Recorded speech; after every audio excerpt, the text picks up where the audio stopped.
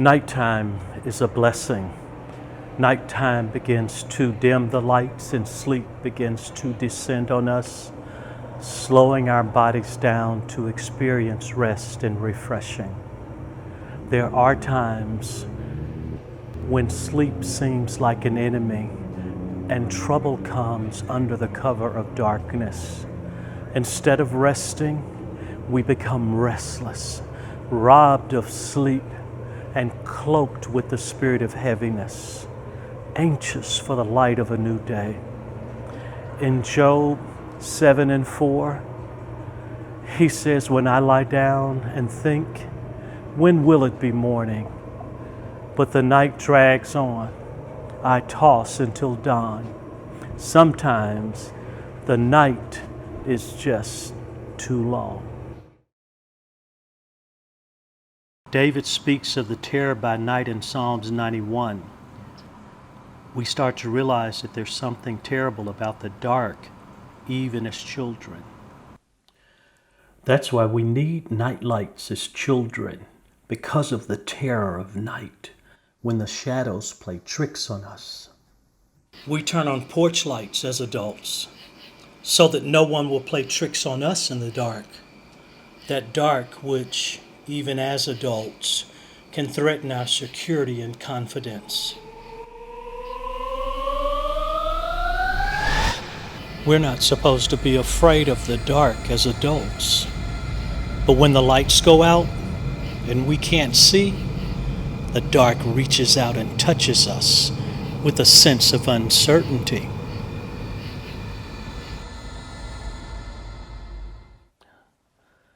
In 1984, when they were still making records like this, the hip-hop group Houdini rapped that freaks come out at night. And that's why there are curfews, to protect the underage from freaks and the nefarious activity that breeds under the cover of darkness. In John 3:19, Jesus says that men love the darkness more than light because their works are evil. My mother would say, nighttime has no eyes. 14 years before the freaks come out at night, Chris Christopherson wrote, "Help me make it through the night." Listen to these lyrics. "I don't care what's right or wrong, and I won't try to understand. Let the devil take tomorrow, because tonight I need a friend. Yesterday is dead and gone, and tomorrow's out of sight. And it's sad to be alone, but help me make it through the night." And those lyrics reflect the way too many think and how they behave under the cover of darkness and the decisions that they make at nighttime that they will regret the next day.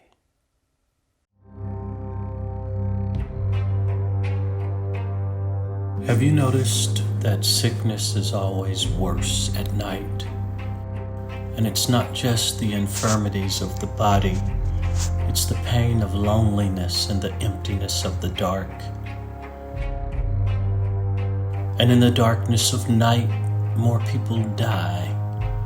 The Saxtons call the darkness of night the death mist.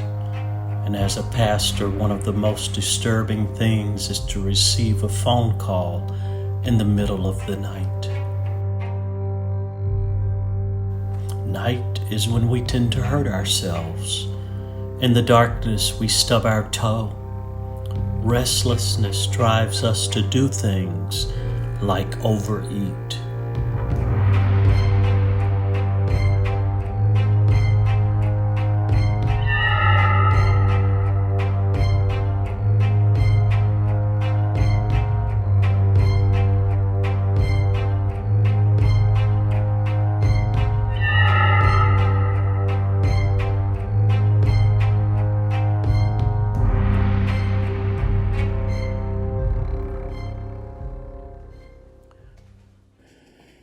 Darkness plays tricks on our imagination, and we see and hear things that aren't necessarily there. But because we can't see in the dark, it's real easy for us to be frightened.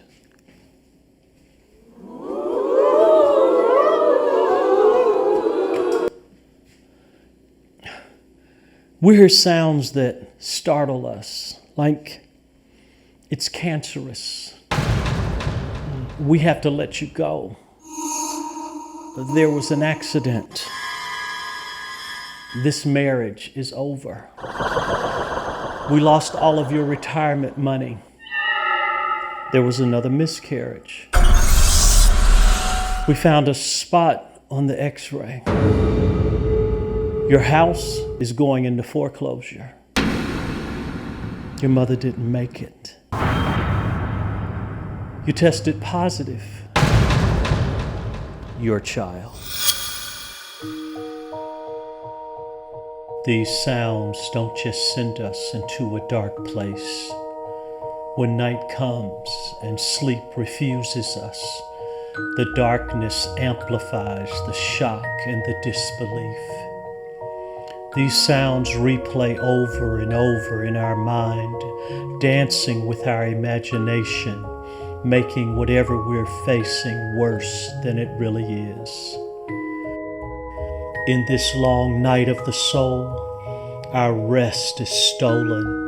Our aloneness feels like abandonment.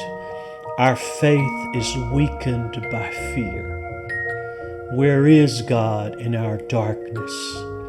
And in this darkness, nothing is clear. We don't know what choice to make. We don't know what the outcome will be, what the final report will say. The sounds of the darkness of night scare us and only add to our worry, fear, and confusion. Nighttime casts shadows, and those shadows disturb our hope, and they distress our peace. And the shadows, they deceive us, and they make us think that there's something out there, and that something is going to get us. And the shadow disorients us, confuses us, and makes us ask, why is this happening to me? The shadows distort our sense of direction, and we become lost in what seems like a deceitful darkness. And the shadows, they want me to believe that there's something out there, and to believe in that more than to believe in God. And the worst thing about the shadows is that they move and they scare us. And in the shadows, time goes so slow. When will this end? And as time goes on and on, worry becomes the companion to the darkness. Our minds are anxious and our bodies are restless, and we can't sleep because we can't stop thinking about it. And the darkness of the night becomes the darkness of the soul. And so we echo the lament of David in Psalm 6 and 7 when he says, I'm worn out from groaning. All night long I flood my bed with weeping, and my eyes are weak with sorrow.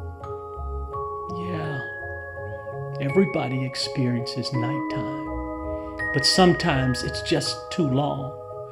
And we echo the question of Job in Job 7:4 when he asks, the night drags on, when will it be morning? So, in the meantime, our prayer is, Lord, help me make it through the night.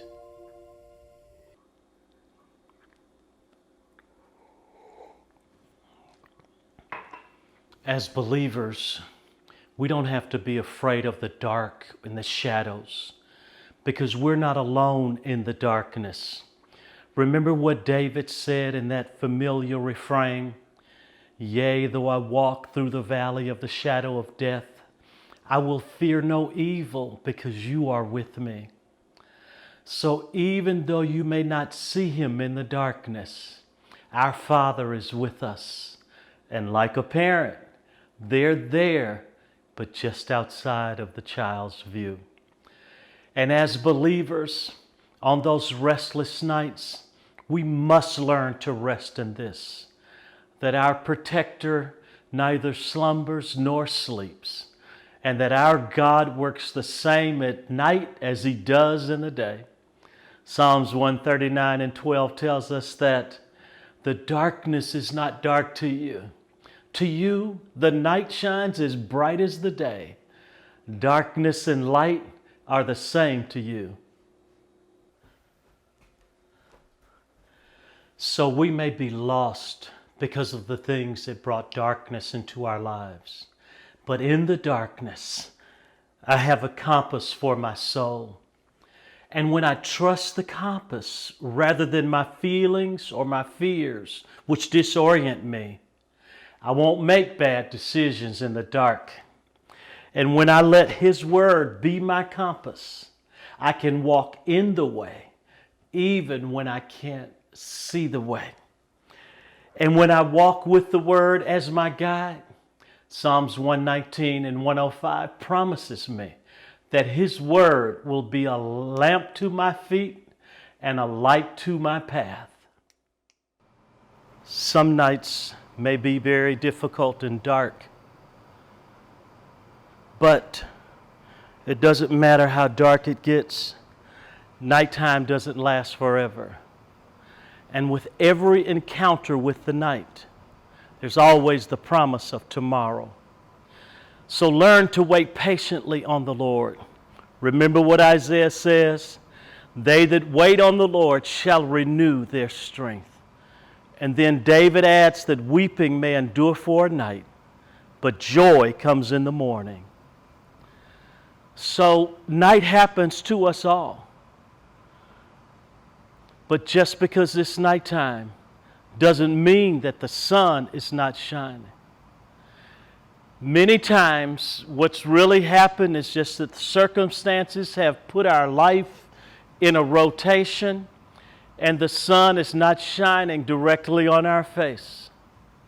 But remember, even in the darkness, that the scripture teaches us that a new day begins in the darkness.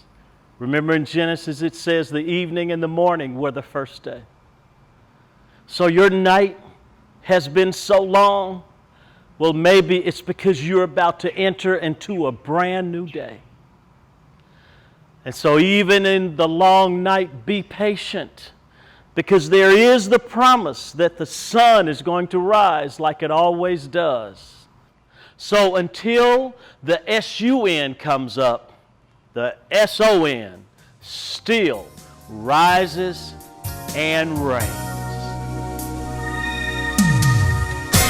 Ain't no need in worrying what the night is gonna bring.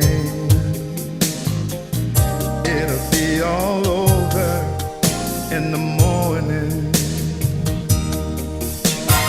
Ain't no need in worrying what the night is gonna bring.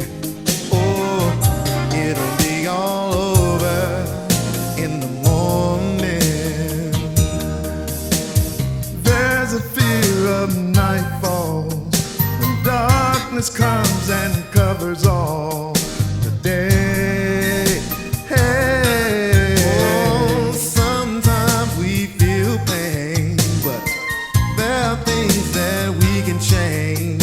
Just pray, pray, yeah. Ain't no need to worry what the night is gonna bring. It'll be all over in the morning. Troubles come, but they do pass. Heartaches hurt, oh, but they don't last always. Hey, sometimes we feel pain, but there are things that we can change. Just pray,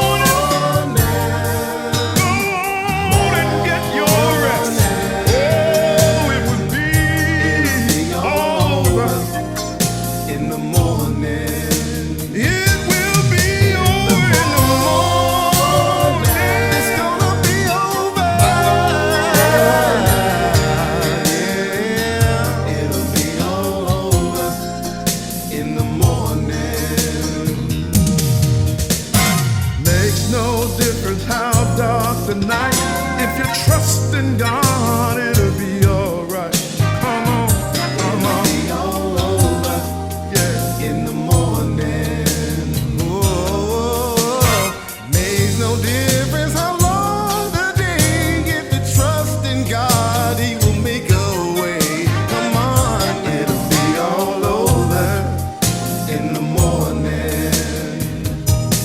In the morning.